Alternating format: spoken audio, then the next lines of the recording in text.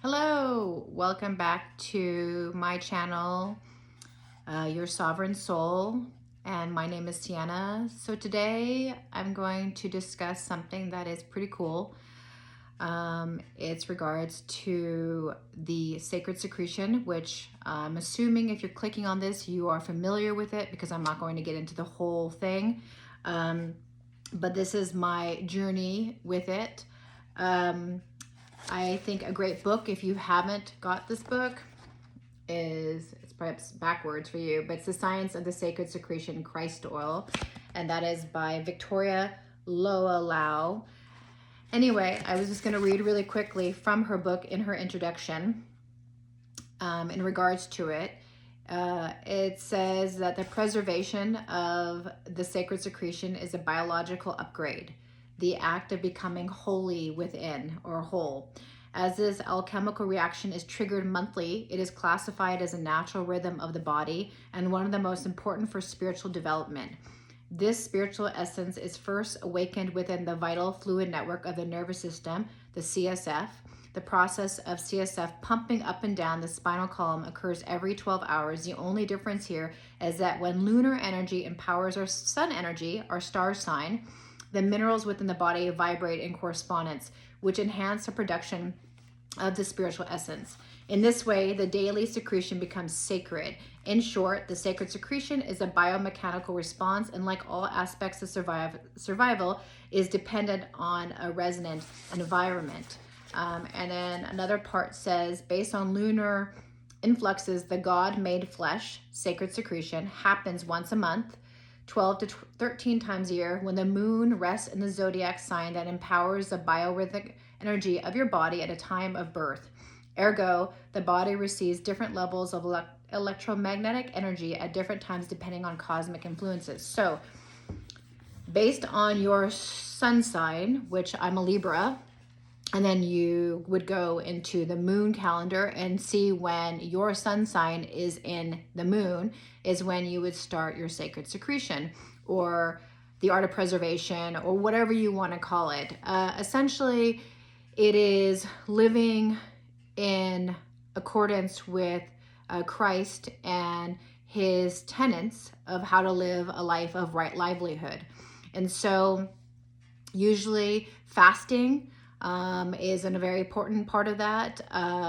Staying away from carnal acts, acts of kindness, rest, pretty much just acting as if you are an aspect of Christ and living in that or embodying that beingness. And so there is many apparent benefits to doing this. And I always had an interest in experiencing it because I actually watched another channel on YouTube years ago, John St. Julian, and I resonated with that idea. And anyway, I wanted to share with you, I did my first month, my first art of preservation, the sacred secretion. I did a 3-day, and I didn't do anything prior to it. Like some people will do a 5-day or a 7-day, so put a few days on the end of that 3 days, whereas I just jumped into it because I was dealing with a lot of, or have been dealing with a lot of personal issues, trauma, to say it loosely. And I wasn't sure how my body would react to doing something that was pretty severe, honestly. But for some reason, and this is what I find so interesting, is that it was easy to just do. Fasting in usually takes a little bit of time. I have foresight, thought. Usually fasting for me is, okay, I'm going to plan to do it. And I tend to do it more on a physical level. Like, okay, I've been eating too much sugar. I'm going to fast for a while to kind of reset or whatever. But this is the first time that I was doing this for more of a spiritual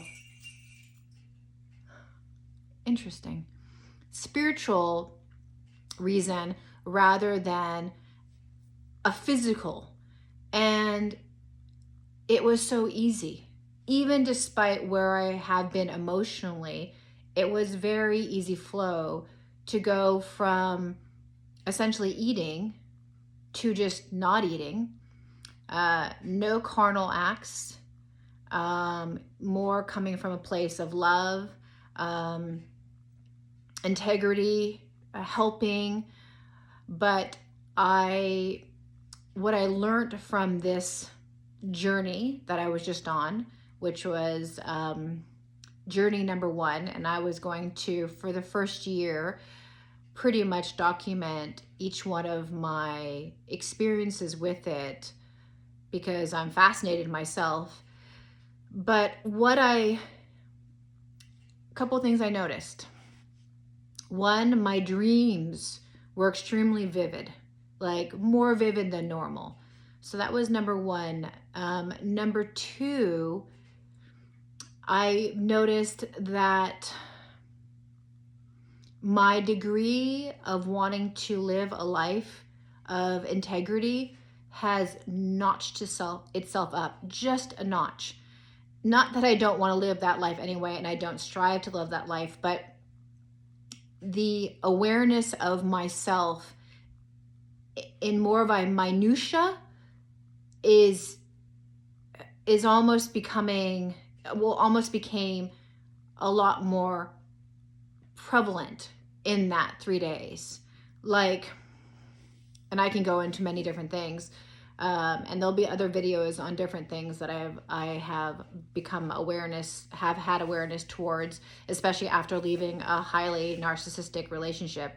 But one of the things that I realized even more profoundly after doing this was my own honesty in life.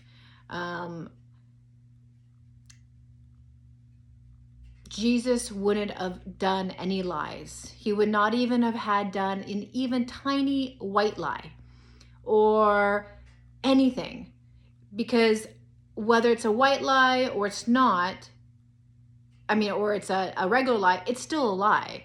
And so I think I realized that my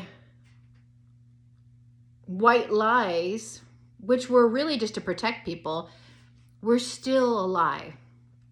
And so, like I said, in just 3 days, I have felt this desire to put myself under an integral microscope and be like, okay, who am I being?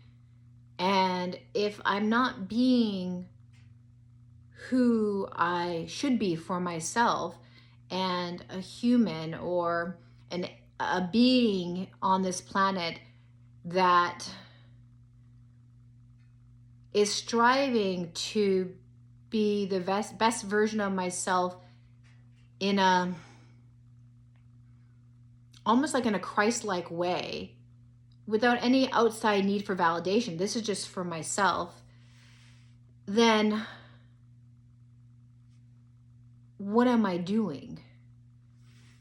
And so I feel like the question has arisen for myself with this first journey of the 3 days of fasting and abstaining from anything in life that is not really pure.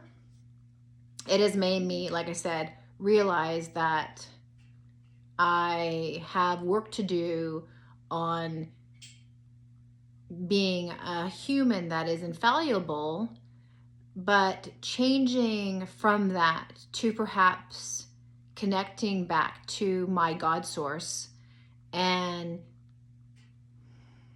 becoming more what I really should be and what I really am. And it's hard to articulate. It's like a feeling more than an actual, well, I'm going to do this. It's like, who am I being? We can judge the whole world for all these messed up things that are happening. And you could be like, well, that's so much bigger than what I'm doing. But it doesn't matter. What matters is who you are being.